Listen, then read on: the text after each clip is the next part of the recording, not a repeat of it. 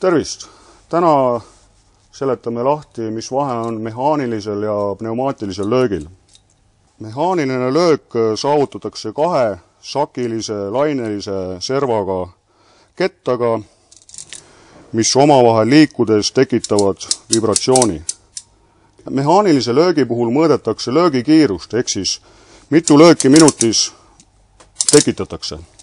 Pneumaatiline löök toimib õhujõul, ehk siis on selline mehhanism, kus on olemas kerge silinder, raske kolb, kus surutakse õhk surve alla ja õhu vabanedes tekib löögijõud.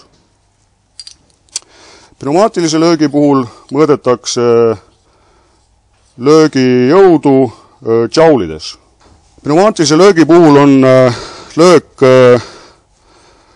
pöörlemisest sõltumata, on võimalik padruni pöörlemine välja lülitada ja kasutada meisliga koos hoopis piikamiseks. Mehaaniline lööktrell on põhimõtteliselt kompromiss tavatrellist, millega saab hädapäraselt ka mõne augukivisse puurida. Seega, kui on tarvis mõnikord korteris kõigest paar pilti riputada, siis saate hakkama ka mehaanilise löögiga.